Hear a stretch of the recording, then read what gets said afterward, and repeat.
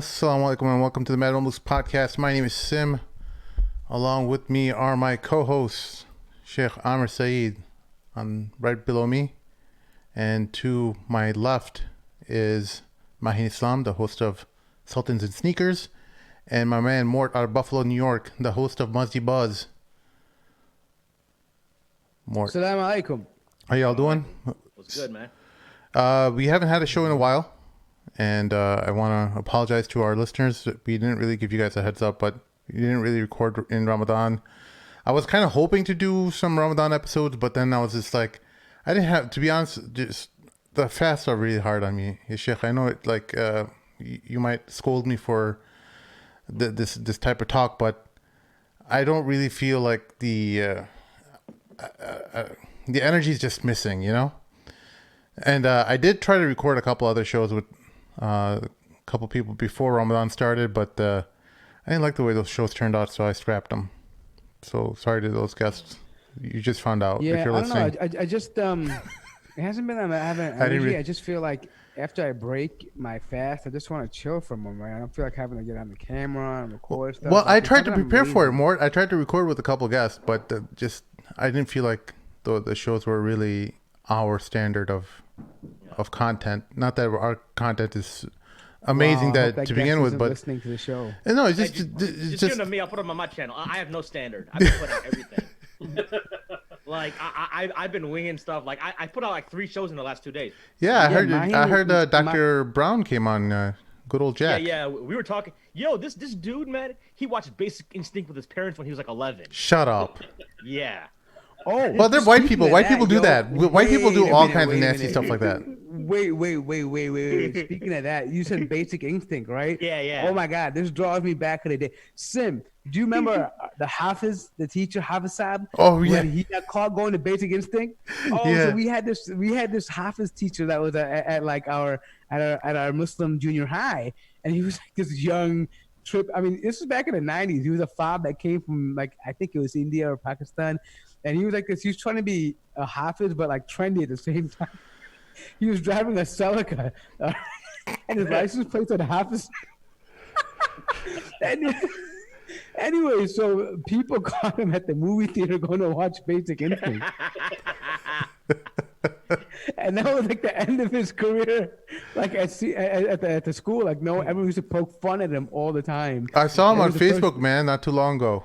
I think Yeah, how's he he's working doing? at some masjid or at some mosque up north somewhere. I don't want to give away his. That's good, man. That's Location, but- good. No, but I just remember that. I'm like, Northern United States. Northern United States, not the north, like not Okay. not in Canada or Antarctic or the North Right. Pole. But yeah, long time no see, guys. Welcome back to another good episode of the Mad Mamluks. A lot's been happening. I can tell you right now that this lockdown is something that I am not a fan of anymore. I do not like it one bit, and as I've been saying in past shows, I do not think the American people or the people in general around the world will deal with a lot of the things that come with the lockdown for too much longer. And I thought about it a lot because I see a lot of the anger towards the medical community in general, and I see that a lot of people are angry with the medical community for giving the advice and recommendations that they are, but I think it's misplaced. I think a lot of people are not really pointing the finger at the right people. They need to be pointing at the people who are supposed to take care of people who lose their jobs, which is the government, right? The government is responsible for all the job loss and all the financial hardships that people endure when they go through a lockdown type of situation. Now, when those people aren't getting taken care of, from what I've seen a lot of people point the finger at the medical community or the scientific community for the recommendations that they've given in how they proceed with a pandemic situation. I don't know what you guys' thoughts are, but at least that's what I've seen so I'll far. be honest, dude. I think America handled like a bunch of cowards. I mean, like The American government is that? Yeah. I mean, and people in general. I mean, look, I'll tell you what. Listen, if Trump had the balls to just say, listen, we're gonna, like, declare state of emergency or martial law, shut everything down, a strict lockdown for 2 to 3 weeks, not this, this pansy stuff where social distancing and there's people out there running and jogging and all this nonsense. No, I'm talking about actually locking everything down like they did in Spain and France and all Italy. If you would have done that right from the get-go, we would be in a far better position right now to be opening back up. Yeah, people would have been antsy, but we would have been able to open up in better confidence. Right now, we're trying to open up a country where you have pockets of hotspots in different areas. Like Georgia opened up in May, end of April, and within like a week of opening, they got 10,000 new cases in Georgia. Let me ask you this Why way. would you open that? Morty, let me ask you this way. What if you and Mahin and Sheikh Hammer, let's see, think along this line. Let's say if you guys lost your job today, would your situation or your feelings on the lockdown change, be any different? Would you be more skeptical towards the recommendations that the scientific community has been providing local governments this whole time? Well, So I did. Mahin, let's go ahead. Yeah. Yeah, so I mean, I'm furloughed. I've been furloughed. I'm gonna be entering week 3 of furlough, I think. Okay. My furlough corresponds with Ramadan, so I got furloughed like the eve of Ramadan. No, I don't think so. But again, like, I'm biased because my wife makes more money than me anyways. So you're okay I'm sure. financially. So this is Yeah. let's think along these lines. Hold on. Let's think along the lines of the blue collar American. Wait, but yeah, that's fine. But let's look at it this way. Think logically. I mean, blue collar, white collar, whatever. Use your brain for goddamn sakes. I mean, listen. Yes, I know you want to get back to work. I know you got bills to pay. But the federal government is suspending mortgages. They can't evict you. All loan companies right now are deferring payments on loans. Literally, the government's giving you $1,200 just to buy groceries and survive. That's what they're paying you to literally survive right now. Right? Is it confirmed that confirmed that you don't have to pay your mortgage or your rent? They're deferring it. They're saying they can't evict you. It's a federal mandate. They can't evict you from their homes. They can't. There's not a single financial institution out there that has not deferred loan payments or any loan back payments, anything at all. There's not. You won't find one of them. No company wants to be that company that's collecting. A lot of people are on rent though. They have landlords. Yeah, a lot of people have. Even if they're not rent, even if you're on rent, bro. Yeah. All right. Your landlord officially can't kick you out. The federal government is stopping all eviction orders. They can't kick you out. So what I'm saying is, right? I'm not saying it's free money, but what I'm saying though is that right now the worry about being jobless and leaving is they're doing that so that you can ease the worry of that and say, listen, let's just get through the pandemic. Let's stabilize the country. Mm-hmm. Here's your money to eat for right now, so you're not going to starve, and then we'll go from there, right? But here's the thing. Let me ask you this. Let's say you're a restaurant opener. You're a small business owner, right? Let's say that. Let's say me and you open a small restaurant, right? Yeah. Before the COVID-19, we're averaging about 1,000 of people a week through foot traffic, okay, walking through our place. And that's how we budget and pay our bills, right? We become profitable, whatever. But because of social distancing, or now this opening back up, let's say we want to go back to work because we need to make money. We open back up. The cost of operating that business is still there. I got to have my line chef. I got to have my cook. I got to have my waiters. I got to pay the gas, electricity. I got to do all that. I got to pay the vendors. I got to get all that stuff in stock. And that's right? If they're still there. If those people haven't moved on into finding different jobs. Wait, hold on. I'm saying, let's say the ones who are dying to get open because they don't want to lose it, right? Yeah. How are you going to make that same amount of money with the less foot traffic? You can only allow 10 people into a restaurant at a time. True. You know how? I mean, how are your cost of operating is going to be more than the profit you'll ever make. You're better off shutting down right now. You're only going to cause yourself more stress. After this, you're going to be in debt to the electric companies, to the vendors. I mean, so much stuff right now that you're going to be adding on right now that you can't profit from. It doesn't make sense. That's a really good point you made, Mort. But let's think along a different trajectory because there's different areas of the economy. You highlighted a very important aspect of the small business owner who's operating restaurants and things like that, and I can't argue with that. But well, hold on, real quick. Yeah. I want to add to something. The reality, though, is that people who are not in my situation, who are laid off, who don't have a second income, like many of my coworkers, their Indiana unemployment is like weeks behind. Yes. People got laid off before I did, or furloughed before. Like, actually laid off because I was furloughed. Like the salaried folks were furloughed. The union folks were laid off, and they don't even get a sub pay from the company, right? And they're like Indiana's, and they got laid off before like a week or two before me, and they didn't get squat yet. Like they're so. So late. let me ask you this though. So you think that by going to work tomorrow, they're gonna get their paycheck any sooner?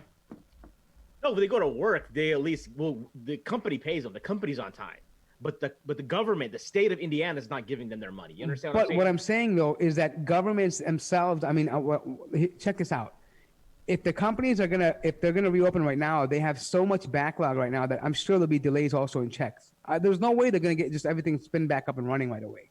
Well, I mean, the companies have a direct deposit already set up, so that you know what I'm saying. Like, I don't see how if you were to, yeah, but imagine this though. Like we're talking manufacturing, all these things, right? Vendors and suppliers are already behind on invoices. I mean, the companies are literally on edge right now. Like so many companies are about to file bankruptcy and go Chapter 11. They don't have the extra money to spend on just payroll. Like they really don't. I mean, if you were to open up right now and demand that people start working, and the demand of business is lower. Let's say, let's give an example. Your company, right? It's a steel company, right? Yeah. Let's say they go and the demand of steel is not that high right now because there's not much construction happening, not much activity. Trade is impacted right now because of international restrictions. How are they going to make profits to pay your bills? You probably end up running the company down to the ground, and for a couple of weeks of pay, and then you'll be done. You'll be without a job completely. You see what I mean? The economy doesn't work on one person.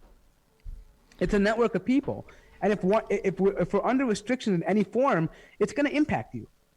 Right now, people are thinking selfishly, like, "Oh my God, I need to pay my bills. I need to do this right now." I get that. I know that's a problem.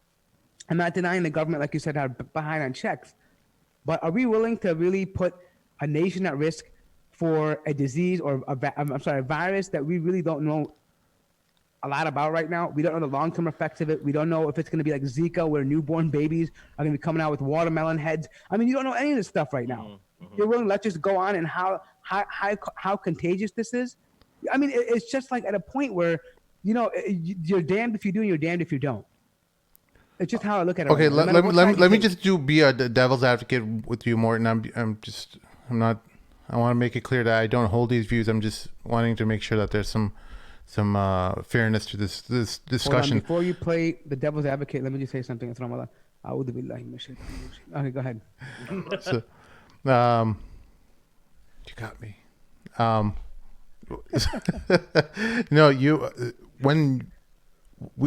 lot of people will make the argument that there's a climate of fear that's been perpetuated by the medical community, that the people who are going to be affected by this virus were the people who we thought were going to get affected, which was old people mainly. I'm not saying that younger people are not afflicted at all, but the vast majority of people who have been affected by this are the elderly community or people with underlying illnesses and diseases. Of the people who've been affected, the vast majority of those people have been people with underlying conditions and people in or over 60 years old, right? What do you think that everyone is suffering the brunt of the implications? Why can't we just isolate these people, these specific segments in the community or in populations, these various people who have underlying conditions or are of a certain age or higher? Why can't we just lock them up and tell them, hey, don't come out, don't meet anyone, don't meet your kids or grandkids, because you're more likely to get hurt. The people who are without any underlying condition, their mortality rate is 0.4%. In preliminary data. Whatever data. I mean, that's what we have. No, preliminary is like whatever data has been out in the world. No, that's like hundreds of thousands of cases. They did a test in two counties, which was one in LA and one in New York. Sheikh Hamid's coughing. Yeah. No, but I'm saying even those two studies, they haven't even concluded the full data yet. They're only talking the first 900. They haven't done the rest of the 6,000 cases. They're still, when that full data comes out. But what I'm saying is this. Listen to this. Here's the reality. I personally believe that it should be a matter of states' rights. If the governor believes there should be certain guidelines where, the federal government should issue to the state and say, listen, if you have these check marks, you can go ahead and start opening up your state. We shouldn't have, because different parts of the country are impacted differently. For example, we're not going to say that North Dakota has the same rate of infection as New York City does. Yeah. Right. I mean, their cases are much less, and the rate of infection is much less because they're just a lesser population. So why should they be under strict lockdowns when, in fact, they are probably going to be over very quickly compared to New York City or Chicago or LA or Texas, whatever you have in different cities and states. So in that regards, I believe that individual states should have their responsibility and decide for themselves when they should open up. Now, the problem comes is, what population segment do we alienate for the ones that are in a lockdown? Well, the problem here is with this. If you go out and you go out, what are you going to do? Like, you have parents living at home with people, or you have people that are over 50 that have, diabetes or heart or asthma or lung condition. How do you find that out about a patient? The healthy young person is going out. He comes back home and he brings it back home, and you don't know for days. And now people are dying, like, when they get it. The at-risk people, like, literally, they go downhill very quickly. The survival rate's once they get diagnosed and on a ventilator, within days they're passing from this. Yeah, right? but, And like what I'm saying is that, but those people again, spread? I mean, we're talking about those people being a very small percentage of the population. We're not denying that those people are affected or what the horrible conditions that they're enduring. It's just that of the people who have underlying conditions and who have are of a certain age or higher, those people, they're falling in within that 4% mortality rate, 2 to 4% or whatever. How are they getting it? They're getting it from other people, and that's why that's why they need to self-isolate. They need to isolate. Yeah, I get that, but what I'm saying though is that you're talking about people that live in nursing homes. You're saying, okay, just don't go there. Yeah, okay, that's fine. Do the social distancing over there. No, I'm saying we've done that. That's already been done, but people are still dying. Yeah, because they're old. Hold on. There's people that are not that sickly, but they have underlying symptoms. What are you going to do? You're going to tell a father who lives at home with his teenage kid that he's going to isolate for a week? They're already doing it right now. No, in their homes, but they're still getting it. Yeah, you can't just pull them out. Well, you keep doing what you're doing. No, but that's why the should we? problem. I'm just playing this other role. Listen. So they're not this person will say, yeah. Listen, your point's off. They're doing it now because everything's shut down. If you open everything back up for these kids, they're running out doing what they're doing. They come back home, they're going to be carriers. Right now, it's working because they're not going out. Everybody's in isolation. That's why it's going away. But if they're not in isolation, you keep the parent, a 50-year-old guy at home who has diabetes or asthma or heart problems, and his kids go out to school, they go out and mingle, they go to their sports events, they come back home. He doesn't know if he's carrying the virus. Yeah. How does he know? Right? Now you have this population of people at home, bringing it home and getting sick. I mean, it's just, you can't control that, dude. Look, another argument is that, well, how many people do you even know that have been affected by this? My aunt died from it last week. Well, maybe your aunt, but majority of people who don't know of anyone who's actually gotten sick and died from it. I would. How old was your aunt, by the way? How come you didn't tell us this? Rahimullah. 70. Yeah, 70 something. Yeah, but I'm saying that people. I mean, I've had. I don't know if they tested positive or not, but they had symptoms in New York. The doctors, they had to be in isolation. I mean, I don't know what the results. I have to find out right now. But I mean, there are people that are affected by it. I mean, I know people in California and Michigan that have been affected by it. They're not my family, but I mean, there are people that I know of. I mean, I don't know. Look, here's what I'm trying to say. Right now, we're not seeing those numbers. Why? Because of our isolation, dude. If we open this country back up, you're going to see those numbers change drastically. I'm telling you right now. Texas is already opening up, man. I don't know what world you're in. That's fine. Yeah, I'm saying they're opening up slowly, but they're opening up in phases, bro. They're not opening up the way that people look in the phase. I'm not opposed to opening up, but the people that want to open this country up, they want to open up like nothing's happened. This is just a flu. It's going to be gone. They're opening up in phases, bro. It's not that different from a flu, though. When you think about the people that get affected by the flu, it's the same type of people who are getting affected by or dying from this virus? They're elderly people, people with underlying conditions.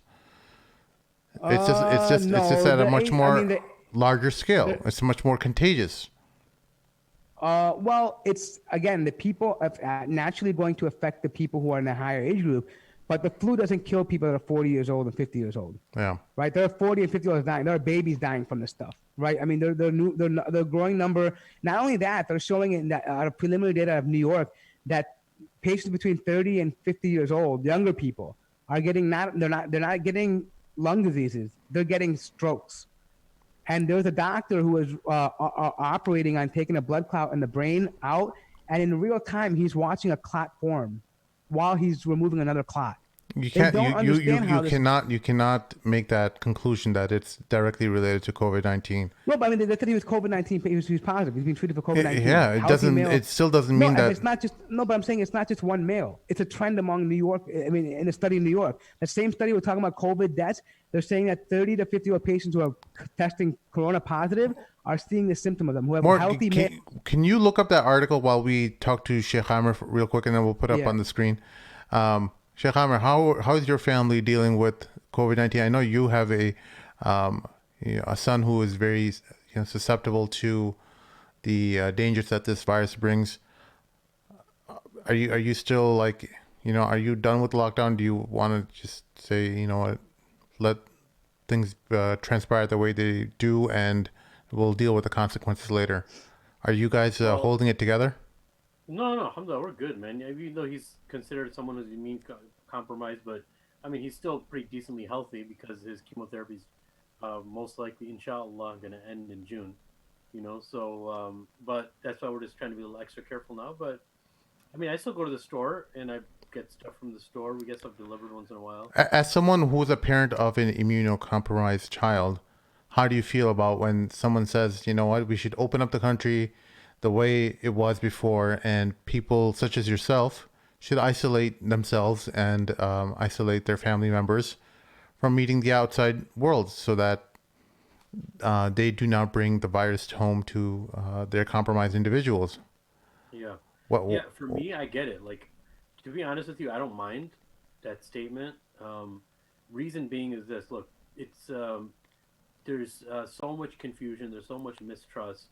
Yes, it is better to clamp down and stay home for a decent portion of the American society, especially the busy cities and all that stuff. But I think with us, we don't really mind it. And if somebody was to say to us, "Hey man, you have somebody immune compromised in your house, you guys shouldn't leave the house," I wouldn't make too much of a difference in kind of how we're living right now. Anyway. What I'm trying to get at, guys, is that there's we always hear the term white privilege and things like that. I think there's a privilege amongst people such as ourselves who are in good financial situations or decent, at least, even with Mahin being furloughed, he's still receiving income. He's still okay with a roof over his head. He doesn't have to, be worried about, not making ends meet. So don't you think that we are kind of telling people that, everything will be fine, but we're in a good situation? It's kind of like a privilege for us to tell all the people that the vast majority of America is not in this type of good situation. I think the unemployment numbers are skyrocketing out of the planet. It's just I think Great Depression era unemployment numbers now, and some really horrible situations are happening, and I think everyone's just like shaming people to be silent and saying that, hey, you don't know what you're talking about. You're uneducated. You don't know the realities of what COVID-19 can bring. And people are saying, well, it can bring all kinds of horrible things. You, by the way, right there. But we need to feed our family. Before you mention the link, or before you guys read the link, just let me mention one thing before I forget. Yeah. So the whole conversation you guys were having before, what Mort was talking about before, he's talking about what we know as common sense, as logic, and just thinking rationally to protect everybody, right? Yeah. And Sim, what you're talking about is that even if people are getting unemployment, even if people are getting some type of stipend, let's just say, right? The fact that they're living in the realm of number one of the unknown still, and confusion, right, and mistrust, they're not thinking logically. Like, how often do we know of human beings, we just don't think logically sometimes, and that's just a part of the human experience, right? Yeah. I'm not saying that's okay, but that's what happens, right? Now, is it easier for someone to talk logically, like what you're talking about, when they're more well off and they're basically have a roof over their head, they don't have too much to worry about? Of course. Alhamdulillah, I think we're all kind of in that situation, and that's only from Allah subhanahu wa ta'ala that we're in that situation. But there are a growing number of people in our society who aren't thinking logically, even if they can make ends meet, even if they know they're not going to starve. No one in America at a majority level is going to starve to death, because everyone's got guns too, and looting can happen anytime. Did you hear Alex Jones? Alex Jones was saying, "I'm looking at my neighbor. I'm looking at him as I'm going to eat him. Yeah. I'm thinking about eating my own neighbors." Like, funny what? that He's a millionaire, by the way. But one second. Again, this is also part of this narrative being pushed by people who are right-wing conspiratorial people who believe in this QAnon stuff, that they're trying to take down the Trump administration, the government. They're trying to make UBI. They're trying to shut down the border to make FEMA camps, right? So people are getting. Dude, I'm watching these protests, dude. I've seen women scream, look at my hair. I need to get my roots dyed. We need to open the barber shop. What are you talking about? Like, you stupid dumb heifer. Like, you know, I mean, you're worried about getting your hair dyed. They got a term for those ladies now, Mort. They're called Karens. Yeah, I mean, whatever they are, I like heifer better. But listen, the thing is that this is what they're worried about. Like, you know what they're turning this into? Oh, they're gonna take our guns. Second Amendment right. I gotta march in the Capitol and show my guns off. I mean, it's becoming illogical, dude. Instead of contributing. Look, and this is what I said. This is mismanagement by the government. If President Trump could not be more confusing in his language than what he said. Right, he's telling people to stay home and social, but then he's encouraging states to liberate themselves. It makes zero sense. If he would have taken charge in the beginning and said, "Listen, for 2 weeks we have a national emergency, martial law. You stay home. You radically isolate for the first 2-3 weeks." I guarantee you, our country would be far better off. People will be at the peak of their, the threshold of how long they can stay inside. By that time, we would have been able to slowly open up the country. We look at every other country that's been doing this, and they're getting ready to open up in confidence. You won't find a single healthcare professional in America who feels confident about opening up the country. Not one. Anyone who knows about infectious diseases, virologists, they're not confident about opening up the country. Sure, you'll find some crackpot, doctor, a physicist who's now making YouTube videos, who's doing independent research. He's telling you about how, colloidal silver is going to help you, and, popping zinc tablets is going to help you. Of course, you're going to find those kind of crackpots that are pushing these conspiracy theories. But the reality of the matter is that most healthcare professionals are concerned about it, right? We don't know. But look, this is how I look at it, right? In a time like this, people are going to be antsy. It's the job of the government to behave in a manner which is beneficial for all citizens of the country, that is going to keep the country A, safe, and then B, to ensure that we are doing the right thing for the future generation. Because if what happens now, that we don't take this serious enough, what happens if you find out that, that this is like this virus, your potential carrier, it's kind of like a Zika virus. So every child you have is going to be born with some Stewie-sized head. What are you going to say then? You know what I mean? Like, what, are you going to say, oh, well, we could have shut down then, the money was more important? No, we don't know what we're dealing with, dude. We don't even know how, and if this was and this is the crazy thing to me, dude. I'll let you talk about this, but people like us believe it's bioterrorism. You dummies, if it's bioterrorism, why would you want to open the country? That means you don't know the effect of how lethal this is. Yeah. You know what I mean? You think they're just going to release a flu to make you feel sick for a couple of weeks? There's all kinds of ideas. There's all kinds of ideas being thrown around that it's bioterrorism, that Bill Gates is the one who's behind it all, and who else? There's the other. Who's that one? Soros, Hillary Clinton. They're all behind it. Who's that chemist or that biologist that was behind that one Plandemic movie? I forgot her. I forgot her name. The lady or the girl? Yeah, the lady who's she said Dr. Fauci. Dr. Fauci's the head of the. Yeah, but he remember how she was condemning him in that thing about how he handled HIV. And she worked under. She worked under him or something. Yeah. So anyway, Right. there's all kinds of different crazy conspiracy type theories related to this stuff, and I think it. I think a lot of people can't put the whole thing is so incredibly complex, and there's like a human desire to oversimplify things and want things to make sense. And I think when they come up with ideas like this, it's ways. Depends. Yeah, because when you look at the world economy and you look at how many different areas that this virus is affecting, it's way beyond any economist's comprehension. No one can really understand how widespread or how much of an impact that this whole thing will have when all is said and done. So what a conspiracy theorist mind does is like, oh well, I need to make sense of this thing, and right now, I've lost my job, so the human desire or the human need for purpose is missing. Right? They have no purpose anymore, and they whatever they've struggled with. There's also there's the human component of suffering, and when that comes into play, you're also trying to explain or give meaning to why the suffering is taking place in your life. Yeah, look. So To simplify it, dude. Yeah. This is every conspiracy theorist's dream, right? I mean, like it's no, the wet dream.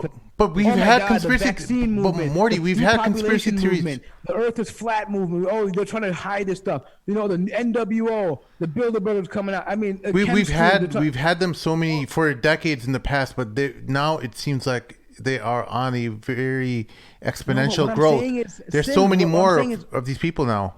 No, but what I'm saying, Sim, is this event right now is a culmination of all these conspiracy theories. Yeah. They're saying, oh, population control, pro-vaccine. Oh, they're trying to run in Africa. Oh, they're trying to undermine China. Oh, QAnon. Oh, they're trying to remove Trump because the economy is so great. The leftists are taking over. I mean, you can find anything. Anything. The Dajjal's behind it. Yeah, The Antichrist. The Dajjal's virus is coming to make you all one-eyed, the Dajjal soldiers. I mean, you can find anything else in the whole thing. Every conspiracy applies to this COVID-19, bro. Yeah. I'm telling you, it's a wet dream for them. They're all getting in their little huts and their World of Warcraft, game chats. They're talking about these conspiracy theories. They're going nuts. All these crackpots are just in their basement dwellings, just typing up these things. And here's the thing, though. Now, I get it. Like, the reality is people need to find a reason to blame, right? That, okay, there's something going on. Right, but what people don't do, I mean, this is what I've heard too, right? And now people are like, oh well, you know what? In the past, like Spanish flu, it killed so many people. Why can't we have herd immunity? Why don't you just go around and do this kind of stuff? So you know what I basically told this idiot? I mean, I'm sorry, but people speak out of like the total like lack of knowledge. First of all, the Spanish flu is influenza. It's not a goddamn virus. It's not a virus. It's not a viral attack. It's influenza. It's not COVID-19. It's different. Okay. Secondly, let's just give a different example. Okay. Let's say you had an anthrax. Remember back in the day we had the anthrax. Anthrax is a problem? bacteria, though, and Yeah, but I'm saying, yeah. I'm just saying, last time when there was anthrax going around in the past, right? Did you say people that, oh, you know what? Don't worry, your body will build an immune system against it. You have antibodies against it. No problem. You'll build it. No, you never said that, right? You treat it as something lethal. Like, hey, you know what? You're not going to rely on herd immunity because while in the long run it may work, sure, as a human development and microevolution, sure, we might be able to pass this gene on, but for the short term, it kills and affects too many people. Yeah. We don't want to have to go endure that kind of tragedy for when we can prevent that, right? That's the whole idea. We don't want to go through that. You know what I mean? Like, and people aren't thinking that way. Yeah. So I kind of went back into what in my early years, Morty, you knew that, I used to love going on these conspiracy theory type, adventures with Alex Jones. And back when I was 18, 19, I'm not talking about, anytime recent, but back when a lot of these guys were, just starting up their platforms and building followers, this is 98, 99. And that's when I used to follow Alex Jones and all this stuff. And I wondered like why I fell into that and how I even was able to not be part of that community for a long period of time. And I think one of the main things I realized was that in order to understand complex things, there's effort that needs to be put in order to really understand a lot of a lot of the world's situations or a lot of the world's problems, it's not very, on a surface level, it's very easy, and it's easy to connect the dots between, well, if he lifted his finger there and that person moved their toe here and all that it's all connected, and that's why COVID-19 happened or whatever. People want to put seemingly related situations or events together and form a possible scenario. We know all these type of events, whether all the way from JFK's assassination. We always hear every type of conspiracy related to his assassination, and none of it really has any legs underneath it, because there's nothing beyond the surface level thing that explains, like, oh well, there was a situation in Cuba that Kennedy got people upset with, and that's why he had to be eliminated. And well, It's like coincidental. and then when It's not like- you dig yeah. underneath that story, that headline, okay, well, what about Cuba? Who did he upset? Well, which parties were involved? That's when things start falling apart. You start digging in to a lot of the ideas related to why that headline is being propped up. You find out there's no legs underneath it. They're just appealing on a surface to level. provoke your thought, right? To say, oh my God, maybe So, it's there. in the conspiracy theorist's mind, there's a lot of laziness happening, and they want quick explanations without doing some of the hard work, some of the meticulous research that happens when investigations happen, especially on a legal level. When you see legal investigations happening, even in criminal cases, you see how meticulous that research is and how much the burden of proof is established, how much work goes into establishing that burden of proof, that you realize, okay, well, this is how evidence is established to make a case and build a story that can be told to the jury and the judge, right? None of that happens with a conspiracy theory. They're not accountable to anyone. They're only accountable to their subscribers and things like that. Conspiracy theorists will say that there's never any conspiracies. Oh, even if you provide government research and they're being funded, or it's a government, I don't trust the government, or they're silencing the opposition. Right. Why is that? Right? Like, I'll give you an example. Like right now, someone was trying to tell me that, they had an exercise on COVID-19 before it happened. Event 201. Yeah. So I go over there, I watch this whole thing, right? I'm like, let me check this out. And I download the whole, they had an emergency plan to give out for nations. So I was like, how could they have an emergency plan released? What is this? By the UN, the World Health Organization. So I click on it, and it was literally created in end of January, in response to the outbreak in China. Yeah. Right? Because they were like, oh, this is a model that we should follow around other nations because we think it's going to grow out. You see? How can they do that? Why would they call it an exercise? Because they were having the nations go through a model, right? Like a representative go through, how when you simulate things, they have models, right? Oh, you see, we're in a live exercise right now because they're gonna do something worse later on. But we're literally living in a live exercise. It's not a real virus. Just stuff like this. And when you look into it deeper, you find out, wait a minute, it doesn't really add up with what you're saying, dude. It's not there. You know what I mean? Like the data doesn't add up, the numbers don't add up, and that's my problem with them. And the minute you do that, well, no, you just don't want to see it. Like you're being misled by the mainstream media. Like you just believe everything people tell you. You know what I mean? Like they rely on these obscure events. Like they rely on these things that don't really. And when you look into them, they don't hold weight, right? And that's the problem with conspiracy theories in a lot of ways. I'm not saying that we shouldn't be skeptical, and we should not do our research. We should absolutely do our research, but don't go and get your research from a YouTube video, bro. Well, that's what I love. If If there is an olive branch I can give to the conspiracy theorists, is that they are thinking and they are doing some level of critical analysis on things, and they're not just, it's easy for a lot of the people who just consume the mainstream stories and things like that to throw dirt on them, but these guys are at least doing the beginning stage. As flawed as it is, they're still at least doing some level of critical thinking where they're not just being spoon-fed garbage. Now, there's a lot of work that needs to be done in order to help them, understand how to break down ideas and events and, put together work and do some real investigative work so that they can formulate real ideas and real stories that can actually fit into their framework what the world speaking of is. it, did you watch Plandemic, the first part? I saw a few seconds of it. I'm like, this is trash, and I turn it off. You know what the funny thing was when I saw it? I want people to realize something. Since we've been in video and producing now, kind of stuff like this, I pick up on things because we're content creators, right? Yeah. So you want to pick up on certain things. You notice like the lighting angles, Yeah. the spotlight, the intimacy, the dramatic music in the background, the portrait photos Yeah. up closer, like the whole thing where like they're creating a backdrop of how this is a, it's a intimate and deeply upsetting or it's a somber moment, right? Yeah. The whole time you feel this thing of like, oh my God, unease, like, oh my God, what's going on here? Like you're expecting something to happen, like an evil moment to come out, right? But they do this. This is part of marketing. I'm not Yeah. saying they're the only ones to do this. Other people on the other side, who are pushing the counter narrative, they also do it too, right? I mean, it's not just one side, right? People who are pushing whatever they are pushing. So I didn't see. the Do idea you that- do you see that there's a lot of funding behind this pandemic? Documentary. Did you I see haven't- like I haven't- a high level of production behind it that you could see that? You know Hey, what the problem with that now though is that nowadays that production can be done by so many teams. It's so widely available, like tools and resources now that it's hard to know. Like because I believe the production quality was pretty good, yeah. right? I mean, as far as the camera, but then again, I could buy $1,000 camera and That's make the thing. some You just good need software. maybe $20,000 max if you want the best red cameras. Not even, bro. No, Yeah, I'm talking about the red cameras and things Yeah, like that. yeah. You can Exactly. really put on a really high, a high production.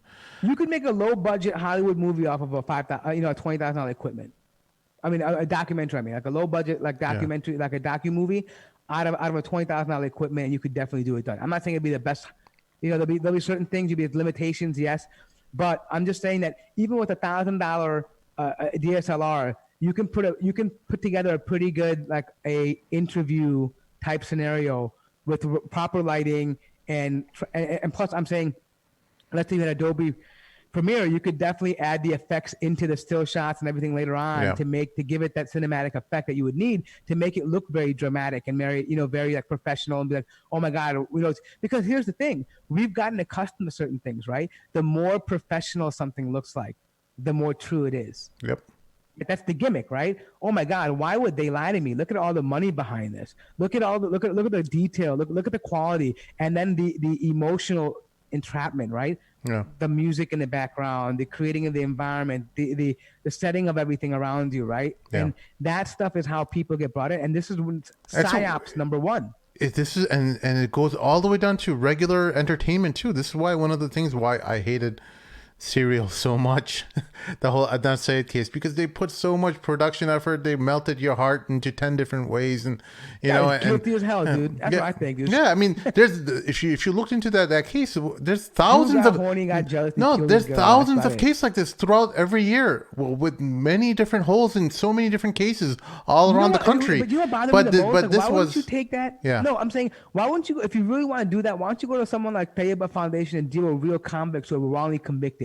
Yeah. Or like Mumia Abu Jamal, who was wrongly incarcerated for, there's real problems with that case. Even prosecutors come out. I mean, there's so many cases you could do. But that right? story fit in with a lot of the liberal injustice, the language that But the they funny speak. part is it was a brown dude killing an Asian chick. Like, Yeah, and, why would you and then they ended up blaming the black guy.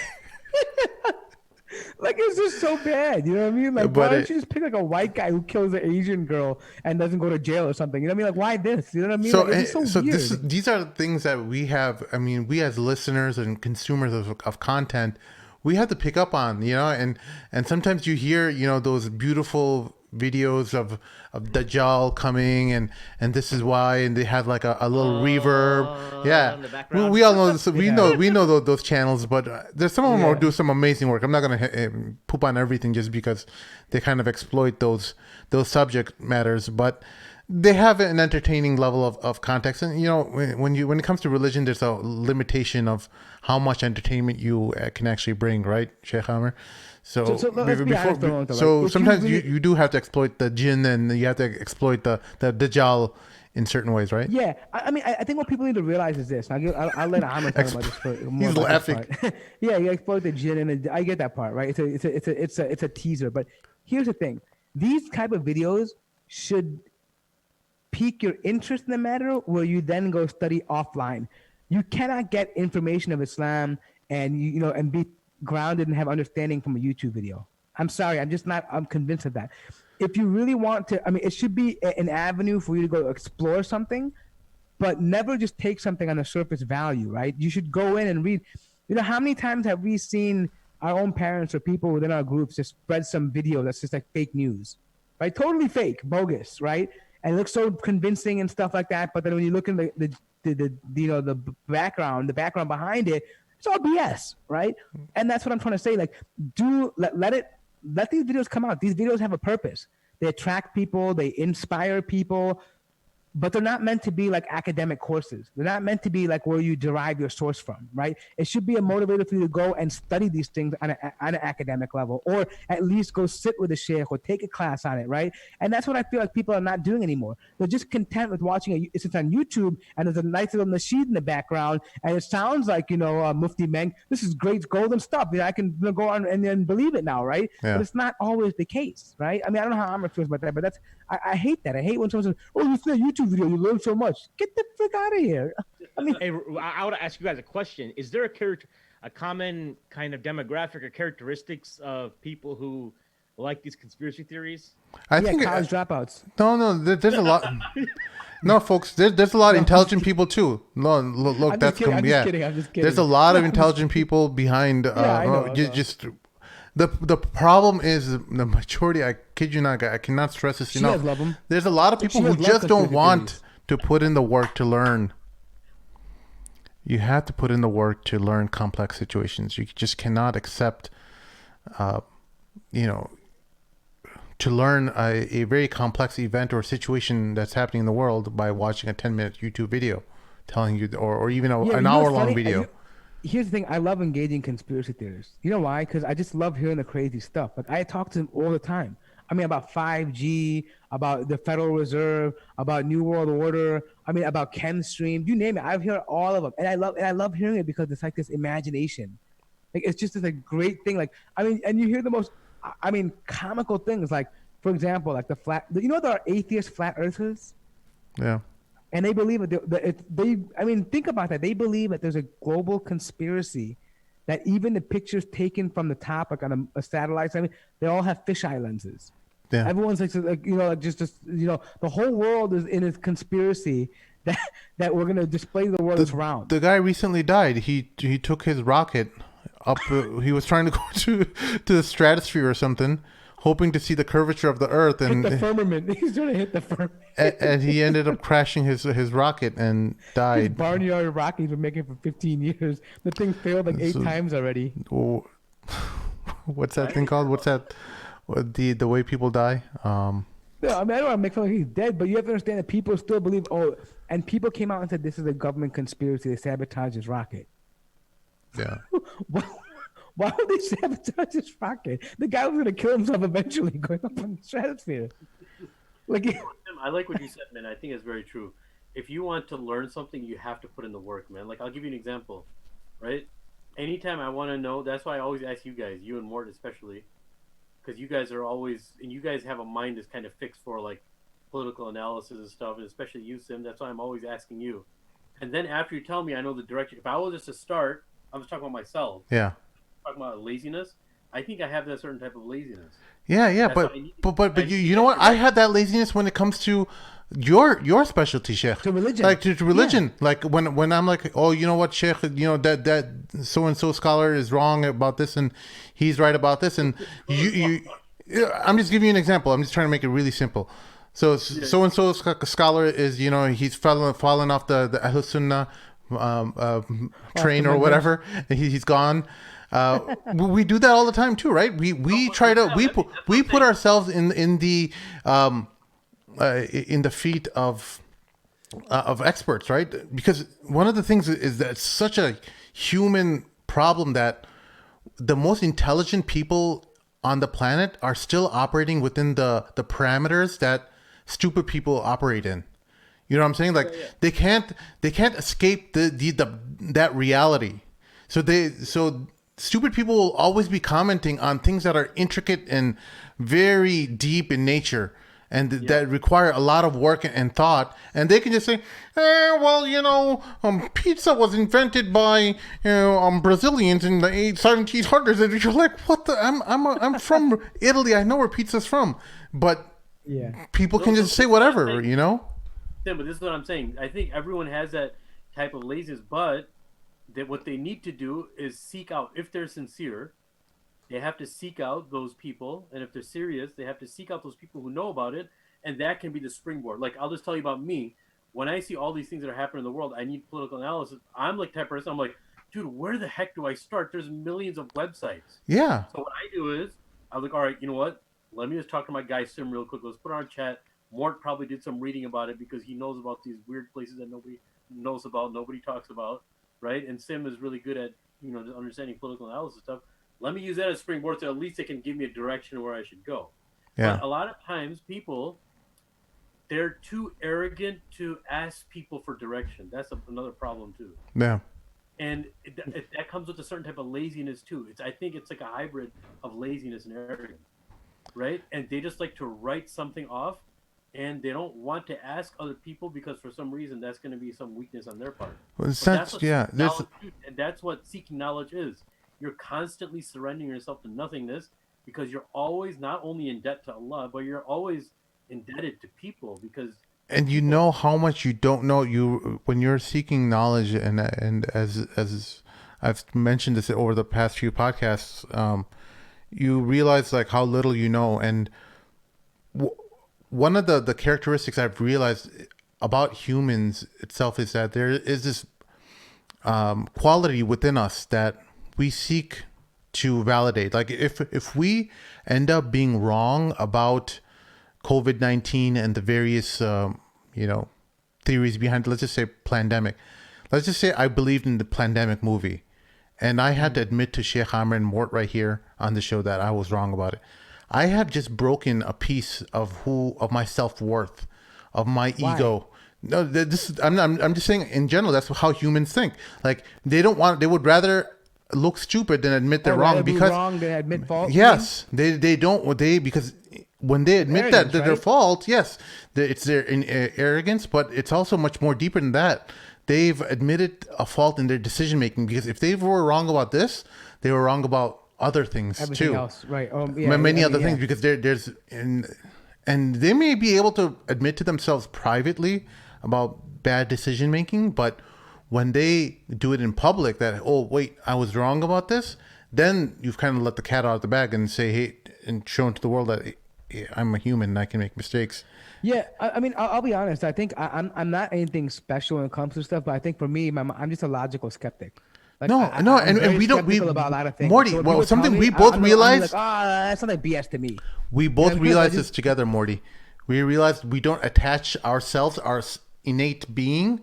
I think everyone on this, all four of us, we've realized that we cannot attach ourselves to ideas. Meaning, aside from the core beliefs of the Shahada of Islam and the angels of the prophets and the Quran and so on, these are our core values that we will fight to the death for, and we'll make sure that we argue up and down for. But aside from that, everything else is ejectable. We can.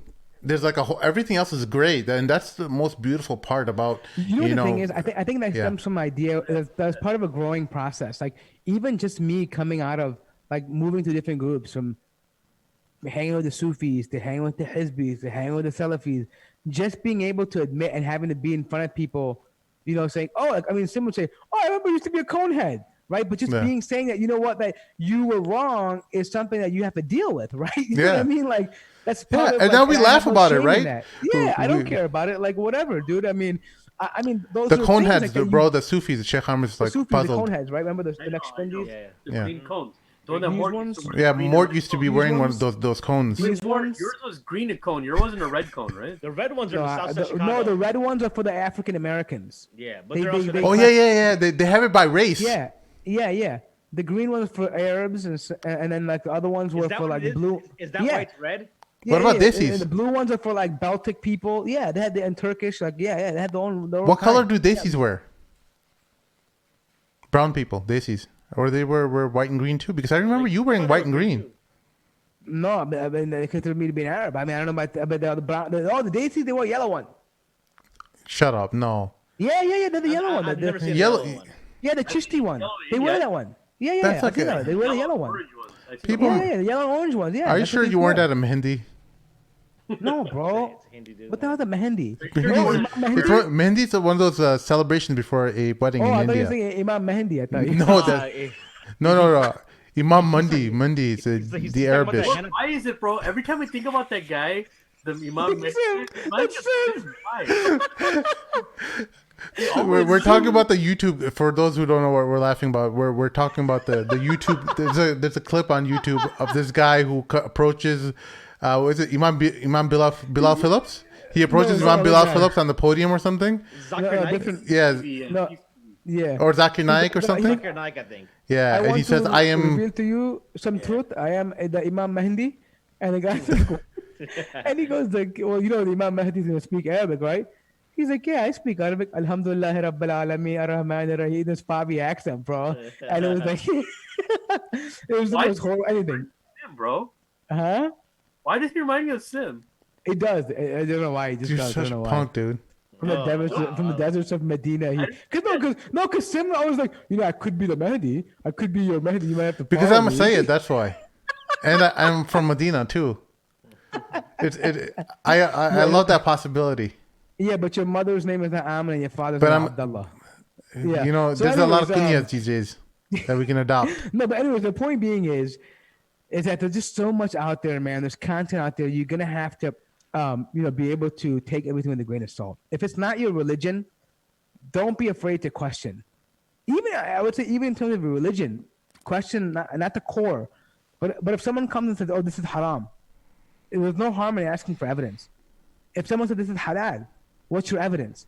Right? There should be no shame in doing that. Actually, this concept we learn from our religion, right? I mean, keep in mind, I really believe as a Muslim we should be this way. I mean, just give an example. The first time when Umar radiallahu anhu, a Sahaba came to him with an ayah that was recited differently, he couldn't confirm. He didn't know that it was recited that way, and his default was that this is nonsense. This is not real. Prove to me that you were able to the verse was recited this way, and he had to prove in front of the other Sahaba and the Rasul sallallahu alaihi wasallam that it was recited this way. Otherwise, he wouldn't have accepted it. And this is the way it should be, right? You should go deep into it because the Quran says, "Qul hatu burhanakum in kuntum sadiqin," right? If you are indeed truthful, bring your evidences, right? This is what you have to you have to provide because people need this.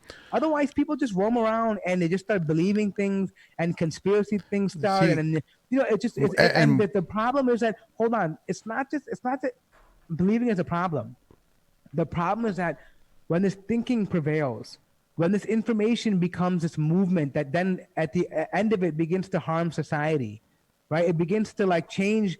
When you see an effectiveness on society where it causes a negative impact, right? That's the end result of this. But right? Morty, and this conspiracy theory event or situation or whatever we're seeing playing out with people is the worst expression of what we're seeing among people in general, where people have started associating themselves, their being, their innate characteristics, their soul with the ideas that they carry.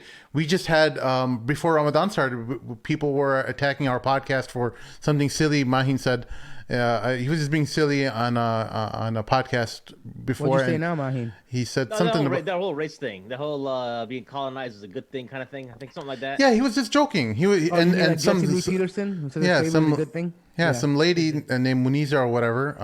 She was some AKA anonymous Muniza. Yeah, Muniza. I don't know what her last name is. Yeah. We'll just call her that.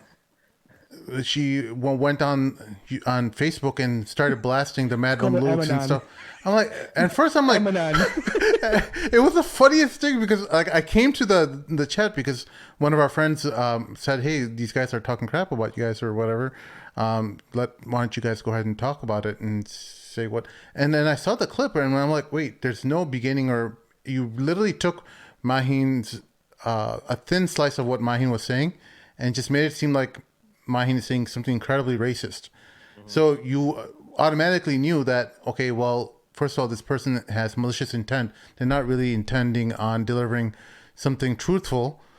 So, I put that aside, and, because Mahin says we all say crazy stuff, and you can take out a thin slice of whatever we said in a video and put us on blast for that. Fox News, bro. So that's fine. It was so funny that she did that, and then I come to the thing, I'm like, take me to your leader, let me talk to him. And there's all these people who are blasting us for bro. There's people who are calling us feminist sympathizers. We're like, what, feminists? Because the Mad Mamluks, they're fitna, they're part of fitna, the feminist Islamic whatever of North America. Hear the fact that I was just crapping on the whole thing. So one other person was like, these guys, they're pumping us up. Okay, first of all, there's other people in the arguments. They're like, they're really big. They're a big platform. They have all these big people. Like, we're really that big? We're not that big. I mean, we're known, but we're not Islam 21C. Or some other people, we're not big like that. Yeah, I mean, I'm a nobody. So I was just kind of like, I'm laughing at this. I'm just like, okay, so they had some critical race theorists who ended up being, I kind of identified her as the Mr. Burns behind the whole thing, the head honcho, So no, the funniest part was, so that thread no longer exists. But the funniest part was Dr. Brown jumped on. There are other people too. Yeah, Dr. Brown. There are other people. He's a white guy, so of course they just focused on him. They forgot about me. No, but that's the thing I'm talking about, dude. That's why, honestly, when people have a negative comment, ask them. I'm gonna tell you guys listening out there right now, I don't give a bleep about what people say about the show. I really don't. Yeah. These guys, I mean, they might. I mean, I think all of us in general feel like that, but I think at some point, people may want to respond. But for me, I don't care, dude. In the podcasting world, in public speaking, you're damned if you do, you're damned if you don't. You can never say all the right things, right? Yeah. So never live your life for somebody else. I mean, look. Here's what I feel is the most important thing. People that, just in regards to this specific issue, right? Mahin, people who know Mahin, when they heard that, they were like, are you guys kidding me? Are you seriously kidding me? Mahin goes to every ethnic group of circle around, in North America. Yeah. I mean, it's just impossible. Anyone who knows him on a personal level knows that that's just outlandish. There's no way that Mahin is going to be some kind of racist guy. It doesn't work. It's part of the conspiracy. I'm actually I do that as part of the setup. You're a horse. That's what you are. You're trying to infiltrate the black African community just to get in there. If we can move on a little bit, I want to ask a real, I'm asking seriously, a serious UFC? Question. No. Oh. A serious question. I was thinking the other day, where does all this end? And are we just being optimistic? Maybe I'm going through a dark hole because I have so much time to think now. But I have a very strong feeling by all the extra waves that they're talking about and the lack of preparedness that we have. I know the numbers are still small and insignificant, but the direction that things are going in, it doesn't seem like this thing's going to get even better as seasons go by. I think it's going to get more and more difficult. And where do you think... have a vaccine, bro. We'll have an antiviral. I mean, just like rubella was there, just like, we have the flu shots and stuff. They'll develop a vaccine or antiviral that you'll have to take. And then essentially... How long do you think that the first vaccine is going to... Well, they're testing them right now. I mean, I expect probably by next season we should have it. Right? So up until next season, is there a possibility of calling something by the time the vaccine comes out? And I don't know. I'm just asking. Well, is there a... Go ahead, finish. Is there a way that a vaccine can come out, but there's too much mutation or too much change? That good question. Yeah, good question. So what they've been able to identify with COVID-19 in preliminary is that this virus is kind of like polio or measles, where it doesn't mutate at that fast rate. So it's stable for the most part. All viruses mutate, right? That's just the nature, because viruses are like beings like us. They want to survive. They're going to adapt to surviving. But certain viruses they require less to survive, so they don't need to mutate as fast. So COVID-19, thankfully, is one of those kinds of viruses that don't mutate as fast as we think it is. The problem is that they've probably identified 6 to 7 different strains of COVID-19, all have different impacts. So that's another thing we're talking about, is that when it comes to infections, people who have gotten and recovered, they're not sure what exact strain of COVID-19 they've gotten. Is it the same one that the ones who are dying, who are 40 years old, are dying, are getting, or is it a different strain? But all of that will have to be checked out. But again, in all honesty, I believe personally, from based on the research that I've done so far, that we won't have a vaccine. We'll have antivirals probably by next year, but not a vaccine. We still don't have a vaccine for SARS. We don't have one for MERS, right? Vaccines like this take a long time to develop, and they take a long time to test, right? They're not something like overnight, right? So what we'll do is we'll probably have a treatment for it, meaning to mitigate the risk, like, for example, of antivirals that will reduce the impact on the lungs so people don't end up on ventilators, right? They will certainly be affected by it, but we'll have an antidote in a sort of way for this, right? But not because vaccines only work in preventing it once before you get it. Like, once you get it, a vaccine does nothing for you, right? It'll probably make you worse, if anything. Yeah, right? so but it's just, yeah. Yeah, well, let's not be. What Sheikh is talking about is a chaotic situation that we're kind of devolving into. We don't necessarily. It's not necessarily the vaccines that you're worried about, but it could just, the whole situation can devolve into a very chaotic situation where people, the variables that are, holding the earth to the ground are, loosening and can unravel. Like, so war or something? Some pockets of anarchy. People aren't getting paid. And lots of people have access to guns and wealth, looting. Yeah. So I'm an optimist, dude. I don't believe we'll get to that point. I know you're not. That's cool. Yeah, but I'm saying is a possibility. I think, to be honest, it won't be the virus that does it. If anything, it'll be for political reasons. This might push a political catalyst that will make the left and right fight. If there's going to be some kind of major catastrophe, like a infighting in America and an anarchist type situation, it'll be between the liberals and the conservatives. No, I don't think. It wouldn't just be. It has to be many different. Yes, the system is very interconnected, and there, when you affect certain variables within the system, the whole system can be affected. But in order for a chaotic situation where the entire system collapses, it would require events to happen on the international level and the only thing that is even close to that is the current rising tensions between China and the United States. If that somehow escalates primarily in the South China Sea, where America and China are vying for military power and influence, that could possibly create certain conditions where chaos would emanate. I disagree with that. I think the threat for, we're talking about America being where we are. I think that the threat to America, number one, the biggest thing that people are worried about right now is a clash between left and right. China, I'm not worried about. Why? No, I'm telling you. Left and right they're pretty much the same. They're just, I don't think so. No, they're not, dude. No, they're not, dude. No, I think there's economic. No, because the economic. No, they're not once more than enough. No, I'm telling you, because right now the left is becoming more extreme left and the right's becoming more extreme right. When you have it, dude, you have people right now that are willing to pick up militia arms right now and liberate their states and fight against like these movements. They're literally, they're on the edge. You understand? I talk to these people. They're on edge. You have militias that are ready to actually get up and start taking arms. Those militias have been more. Those militias have been there for like 25 years, 30 years. No, dude, but it's different. They think that Trump is the man that's doing away with all this this dual party corruption for decades. They think that he's the man that's going to change this. Do you understand? Look, I don't think you understand how powerful. Wait, hold on. The militias can't do jack against the United States military. Hello, hold on, listen, dude. You don't understand something, bro. QAnon is a movement that you don't understand, dude. Believe me, dude. There are help me understand it. Help me understand it. No. What I'm saying is that the deepness of it. I'm saying there are military servicemen with QAnon patches on their special ops operation. Okay. This is not something where some like random militia guy, some cuckoo guy like David Koresh or some in North Dakota. These are people within military ranks and on the states that feel like Trump is the guy that's going to drain the swamp. What states are we talking about? We're talking Michigan, right? Michigan. Texas. No, not Michigan. I'm not talking Michigan, dude. I'm talking about Michigan, Texas, downstate Illinois, Ohio, Florida. Yeah. Even on outer banks of California, Arizona. These More, are they mobilized. They are a pebble in the sea when it comes to. Wait, hold on. Listen to me, dude. Regardless of pedal or not, I'll give you an example, dude.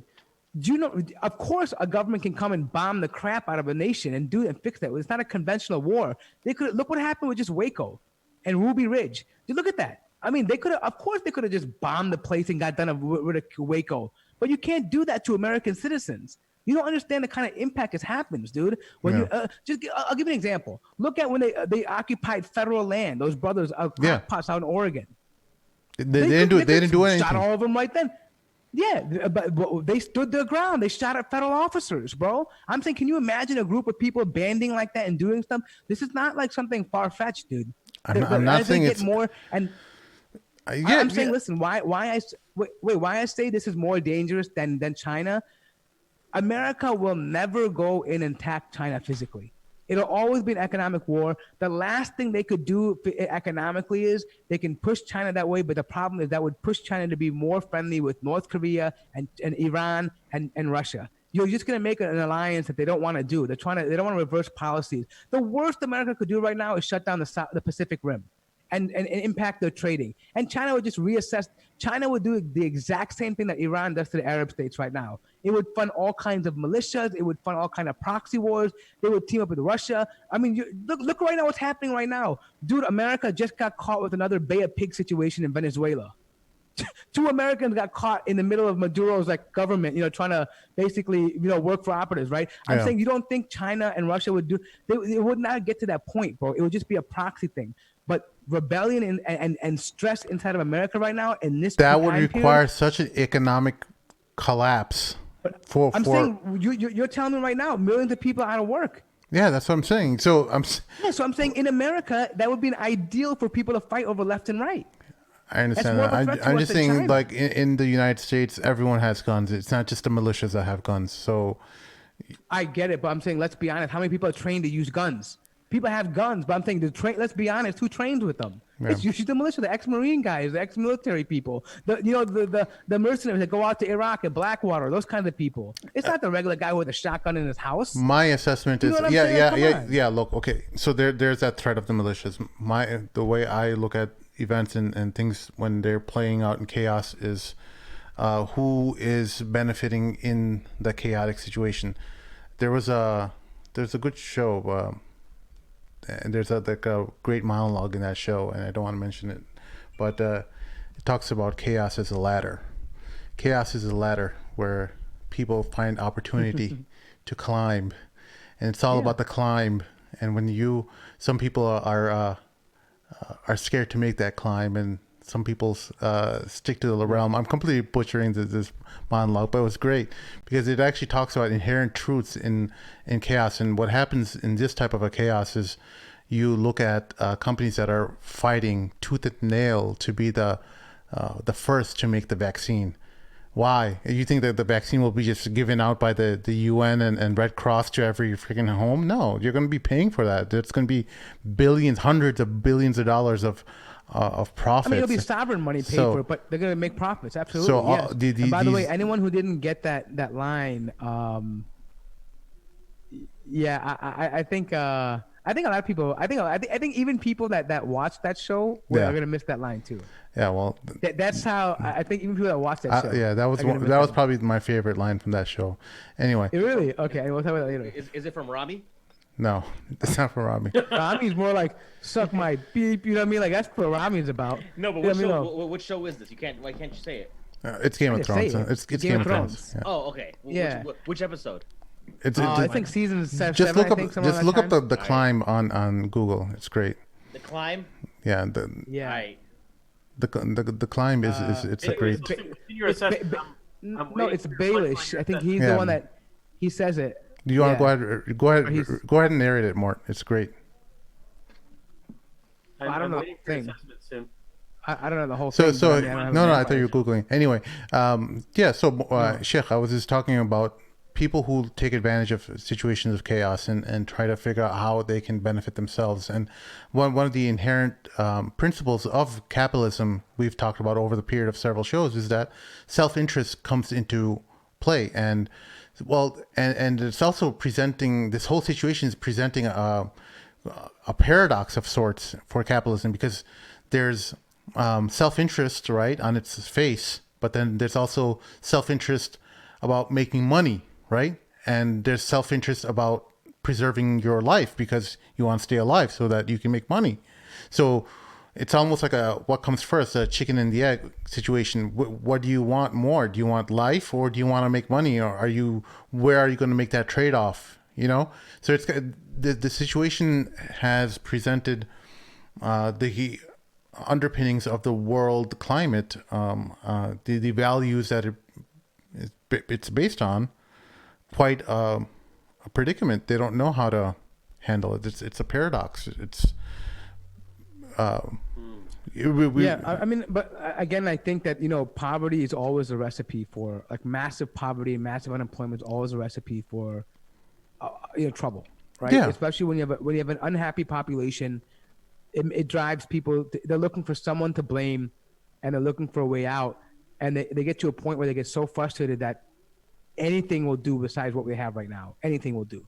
They become desperate, and desperation makes people do the most crazy things, right? I mean, we've seen people in for example, like in the Middle East, put themselves on fire out of desperation, right? You would think, well, what do they have to do with me?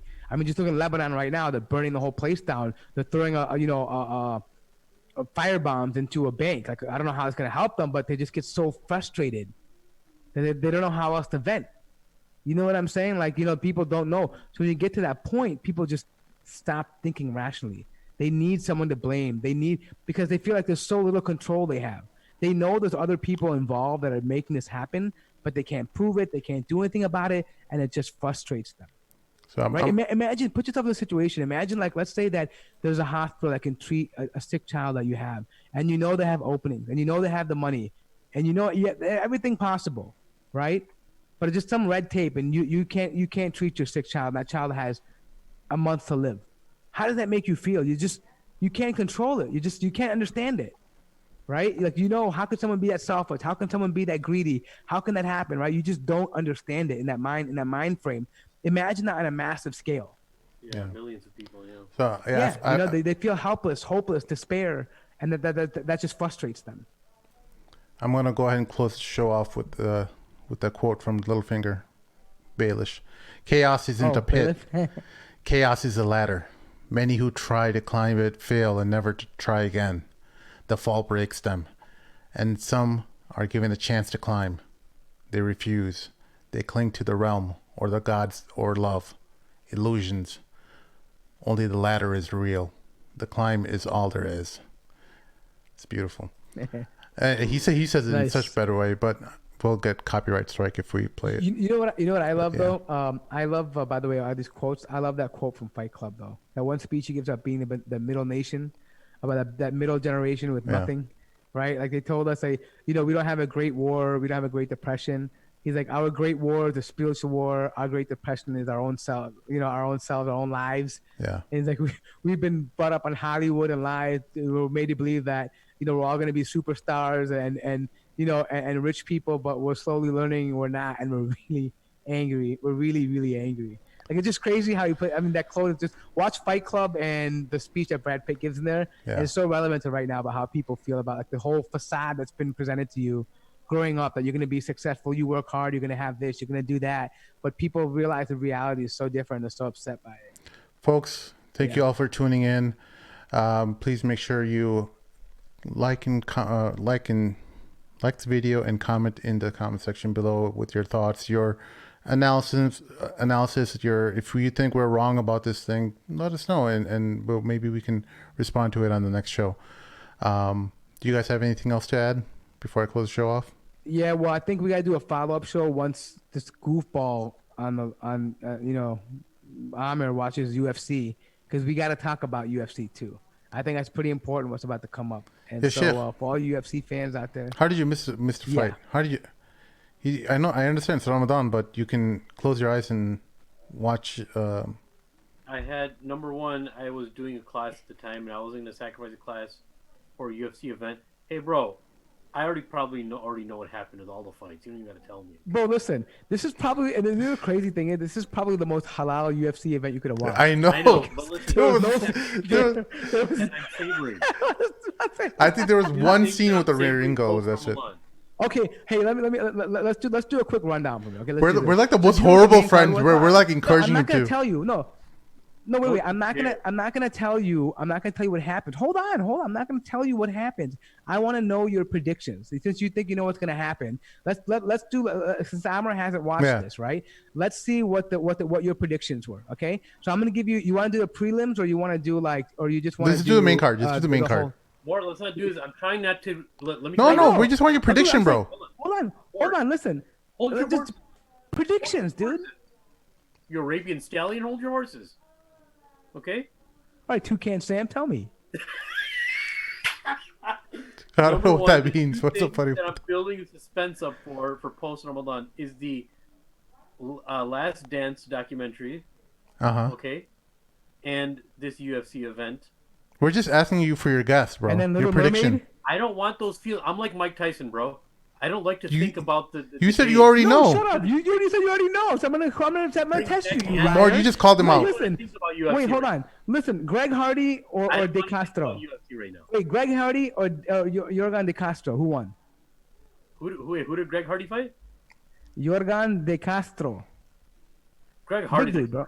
Probably Greg Hardy. Okay. Jeremy Stevens and Calvin Catter. Catter. Ngannou or Rosenstruck. Ngannou. Okay. Ngannou's Cejudo a animal, bro. or Ain't Cruz? nobody messing with him. Cejudo or Cruz? Cejudo. Ferguson or Gaethje? Ah. Bro, this conversation is making go watch this now, bro. Hold on. Just pick. Dude, Gaethje's a heavy hitter, though. Gaethje, bro. Okay.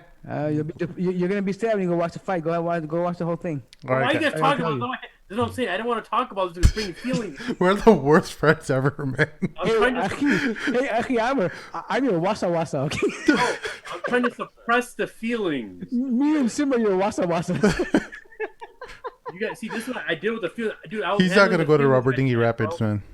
He's I not. was handling the feelings like a champ. You know what you guys just did to me? It came over here, and now it just hit me in the chin, bro. No, we're trying to build your toughness, bro. This is part of your Once you tarbiyah. go- It's not gonna work, bro. This is I your got tarbiyah, bad bro. willpower. My willpower is bad, bro. This is your tarbiyah, bro. Dude, you guys are bad Anyways. friends, bro. All right, we gotta wrap this baby up. I gotta Yeah, find dude. some friends. Mahin, what's next the for Wasa Wasa act. what's next for Sultans and Sneakers? What do you got up? Jonathan Brown just came down. Jonathan Did Brown you just just came drop? out, yeah. Did you drop that? Yeah, and then I've got Ali Boriki dropping later this week. Oh, nice. Yeah, I did like a 3-hour show with him yesterday. Holy cow! Yeah, 3 he hours kinda with got Ali broke up the Boriki. spots. Hey, you were with Moga too, right? Yeah, doing Moga. That wasn't even supposed to be a real show. That was just For those who don't know, Nice. Moga It was is supposed to be a test Moga's run, our and they started talking original anchor. yeah. I like those ones in the cuts, man. Those are the best ones, man. I think Yeah. those are the ones that make the your, best your content. Mocha one is already up? Yeah, it's on YouTube. Oh, yeah. I'm about to watch that probably. Uncle Ruckus, baby. All right, He's out fellas. there. Yo, The Last Dance and UFC is more halal than the Moga show. Oh, is it? No, I mean, you know, he talks about how it is to being married to an infidel and all that. You know, Oh, we talk about that. that's interesting. You know, Yeah. And no, he's so it's- candid. It's great, man.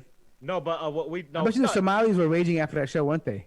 you know, because I don't have enough followers on YouTube to like do this live stream, so I live stream to Facebook. And Yeah, then let's do something. Hey, let's do something sometime. Let's just do a quick live stream. Let's plan it out. Where it's like a way again big enough, advance notice. That way we can get the fans in on live stream. Yeah. Yeah. But like, yeah. So what I do is I do live stream on Facebook, so I get the Facebook exposure, and then I put the video on YouTube because it's already like ready. Cool.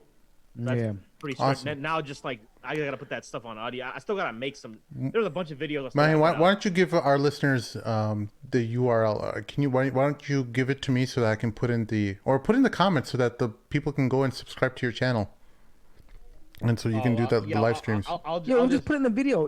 Just put it in the description. We'll put it in there. Throw it in there. all right. I'll just Cool.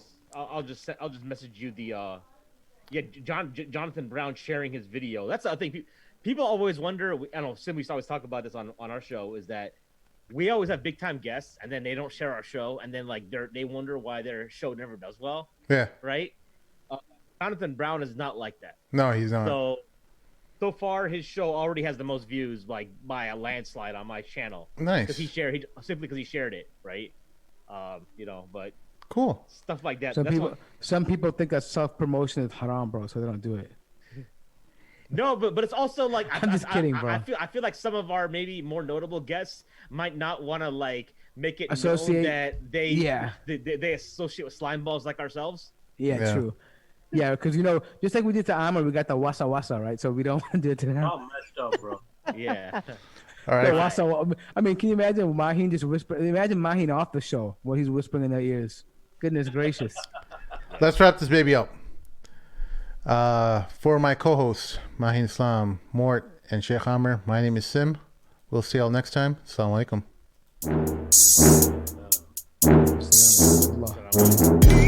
Allah.